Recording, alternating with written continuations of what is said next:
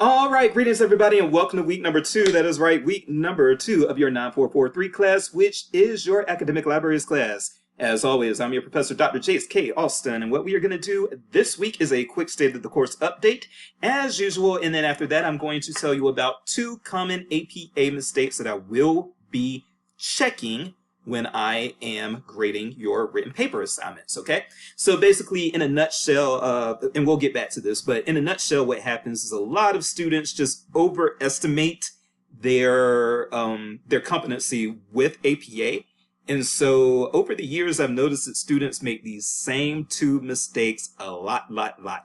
And so what I do now is I warn people about these mistakes ahead of time and encourage them not to make the mistakes so that they don't lose points when I'm grading their paper. If you know ahead of time what these common mistakes are, you can correct them before you turn your paper in and then not have to worry about losing those points. So that's why I do this. But if you have been in one of my classes before, you probably already heard this spiel before. So after I do the state of the course update, which is going to be less than 5 minutes, then you can go ahead and sign off because you already know how to do APA. But for those of you who have not had me in a class before, unless you really are competent in knowing that you know your APA, please look at these two common mistakes, because I assure you, again, I will be checking for these anytime that you see a prompt that says you have to use proper APA.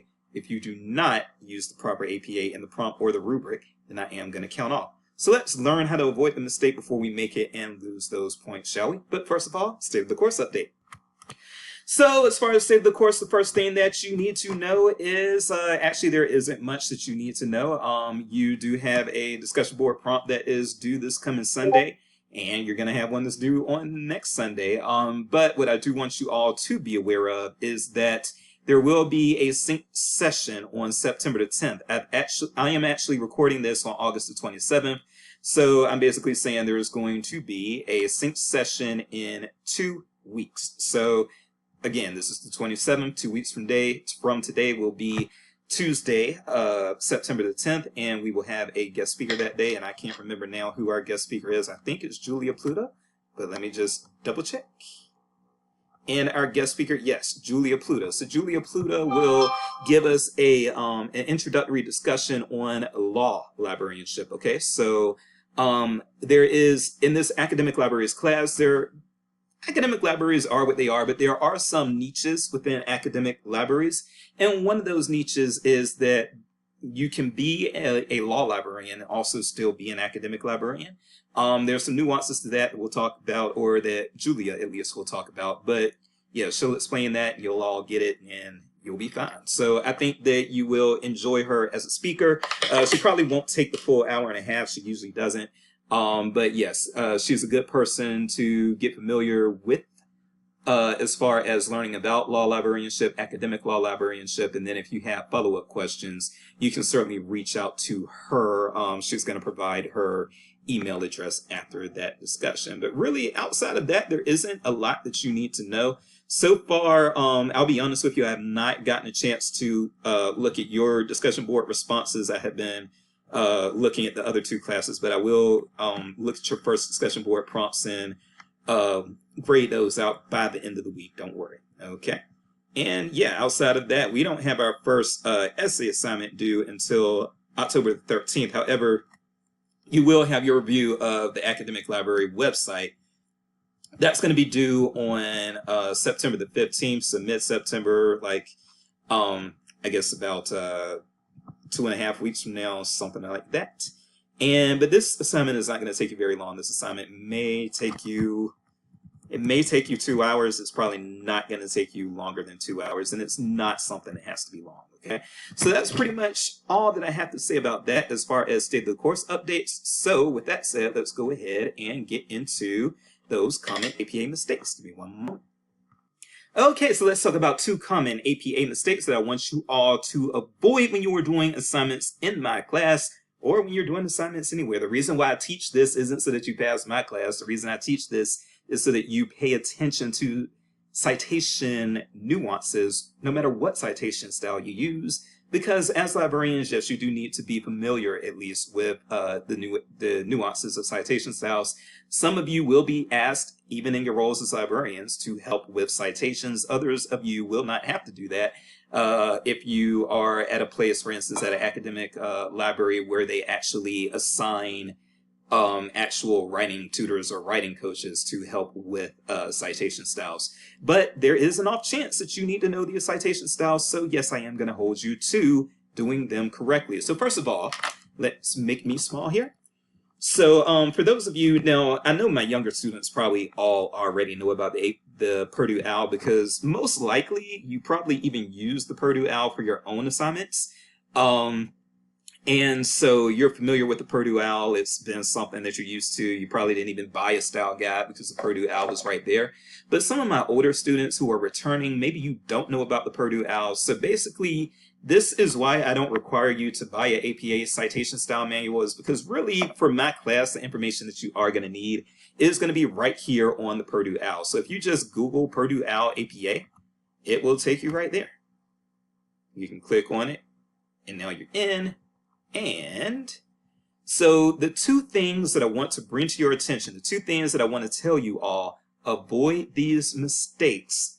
This is what I'm going to show you now. The first one is that you do not, I repeat, you do not, in the references list, you do not write out first names or middle names. You do not write out given names when giving credit to an author. So let me show you again what I'm talking about there.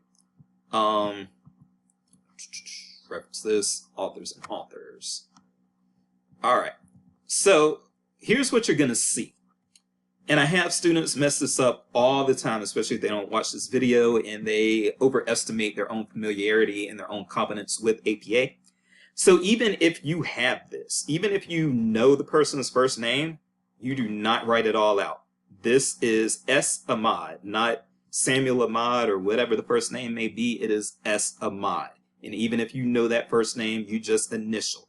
In APA, it is last name, comma, first initial, period, middle initial, period. You do not write out the given names, the first or middle names. And again, we'll scroll down and see more of this. As you can see, Soto, CJ, they are not writing out the first and middle names. They are not writing out the first and middle names.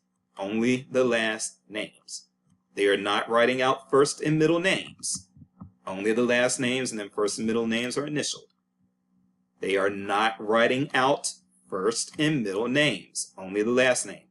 So I hope you all get it, okay? So that shouldn't be too difficult for you to understand. Even if you have the first and middle names, you do not write them out in the references list. Or if you're used to using MLA, then you call the references list the works cited list. It is the same thing. The references list, I'm calling it the references list because that's what we call it in APA. But regardless of if you're calling it references or works cited or whatever, the key is you do not write out first and middle names. And if you do in that list, I am going to count off. You have been warned. The second thing that I want to tell you all about is a little more complicated. And I am actually, when it comes to websites, I am actually going to give some leeway on this, but not for articles and not for books and that sort of thing. So the other thing that I need to let you all know about, and we'll start out with books because this illustrates the best. And this is very weird. And by the way, I will put a little, I'll put an excerpt from the APA style manual in the announcement about capitalization so that you can kind of see what I'm talking about when I talk about the capitalization being quote unquote funky. So look at this. This is your basic format for a book. And as you can see, the only thing that you capitalize, this is not like normal English, and I need you all to be aware of this and to get this right. Okay, now when you are writing the title of a book in the reference list, you only capitalize the first word of the title, the first word of the subtitle, and any proper nouns. I repeat, first word of the title, first word of the subtitle, and proper nouns.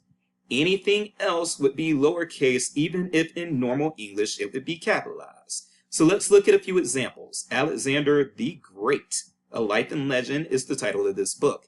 as you can see, life and legend are lowercase. The reason why great is capitalized is because the proper noun actually is Alexander the Great. Okay. However, even with proper nouns, you do not capitalize articles. So those types of words, you don't capitalize those. All right. But anything else within your proper noun, for Alexander the Great, Alexander and Great should be capitalized. But as you can see, they did capitalize A. They did not capitalize life. They did not capitalize legend. Let's scroll down further. A new companion for Mallory. As you can see, new and companion are lowercase. Mallory, however, is capitalized. We can scroll down even further and get even more,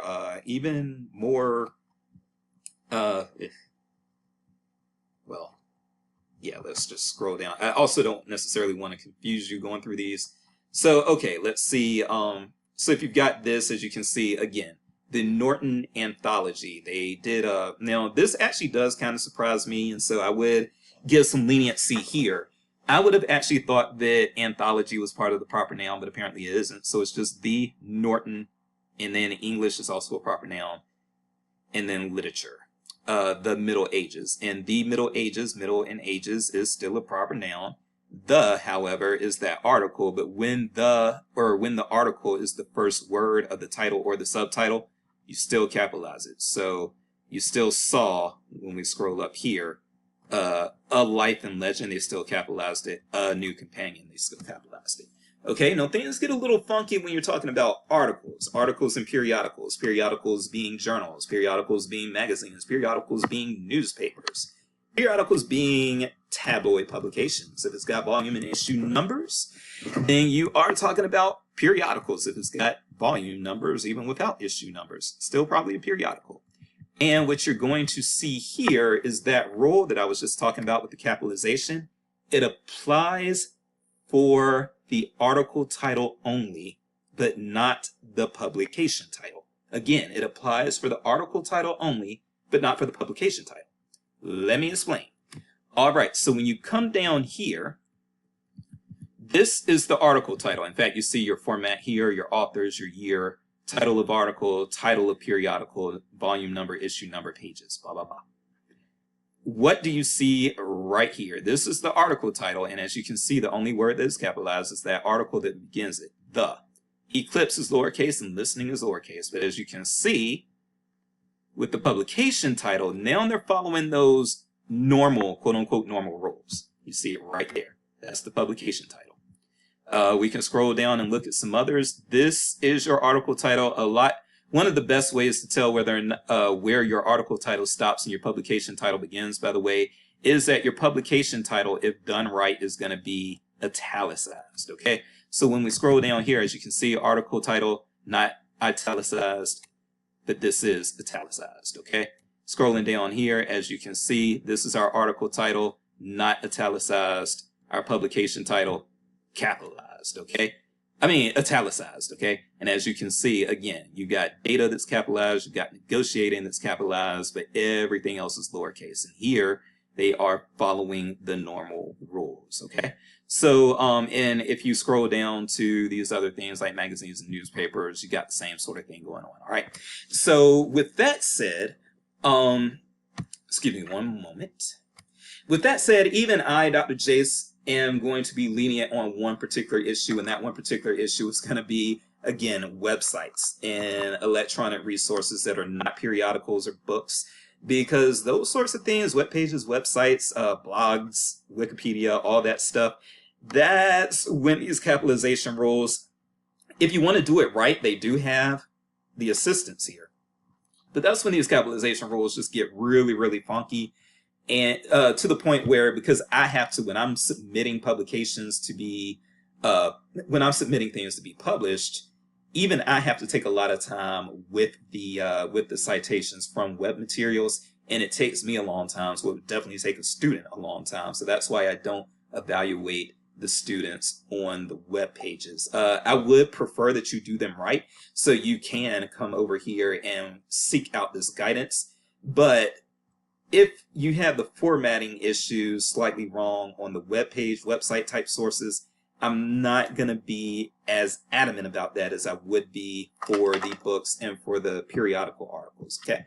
So that's your warning. I do want you all to know that, yes, I will be checking on these things. And yes, you will need to, first of all, yes, you will need to cite sources on your papers in this class. So just in case you haven't heard that before, yes, for graduate school, really, you should be building on and incorporating the knowledge, the data, the theory, the stats, et cetera, that other people have put out there. You should be incorporating that if you are on this grad school level and you're doing things in a scholarly manner, okay? So if you turn in a paper and you don't have any sources cited within that paper, this is grad school and that is not going to cut it. You need to be reading and you need to be incorporating stuff that you read within. Also, and I just want to say this as well, I was criticized in a student evaluation once for being nitpicky with my grading when it comes to expecting my students to do their APA correctly. And so I do want to address that as well, because I never thought that that would happen. I never thought that that trying to get my students to do their APA correctly would lead to somebody saying that I was a picky grader. I do want you all to kind of keep in mind that you're in school, so you should be learning how to do things correctly while you are in school. That's one of the things that education is about, and that's one of the reasons why I do this. Again, I don't want y'all graduating and going somewhere where you're expected to know the nuances of citation styles and you're just doing everything wrong, and then people are like, what the hell did that person even go to school for, right? So this is not about me nitpicking. It's not about me trying to make things difficult for you or trying to make the class annoying or anything. It is literally about me trying to make sure that you look competent so that when you actually do go out there and start working, nobody's going to be like, I will never hire another person from Mizzou again because they're not teaching them anything there. I want you all to be successful in this field. I care about all of you as my students. Love you. I love all of you. And so I do want you all to work hard and to pay attention to detail. Librarianship, especially if you go into archives or if you go into cataloging or if you go into tech, it is very detail oriented, okay? So yes, I am going to put you through the ringer if you can't get the details right on citation, because that is what is expected of you if you are going to be a successful librarian. So I hope all of this is well taken. Again, if you are somebody who has not worked with APA that much, and you're still, especially if this has made you a little uncomfortable, you might actually even want to reach out to the online writery from Mizzou, and you can Google that, Mizzou Online Writery, and see if the writing tutors can help you with your citation as well, okay? So I want all of that to be on your radar, but with that said, hey, I don't keep them under 20 minutes often, but I kept it under 20 minutes tonight. Let's not look that give horse in the mouth. I am Dr. Jace, and so far y'all are doing a great job with this race. Just keep it up. Again, this class is not a class that is going to challenge you to no end. It is mostly an informational class, and so as long as you are reading the material, doing the work, you will be informed on academic libraries and you will have a better idea as to whether or not that is the road you want to travel. All right, you all are fantastic, and I will see you next week with another check-in video. But then week after next, we will not have a check-in video because that's when we will have our first sync session. All right, I will see y'all later.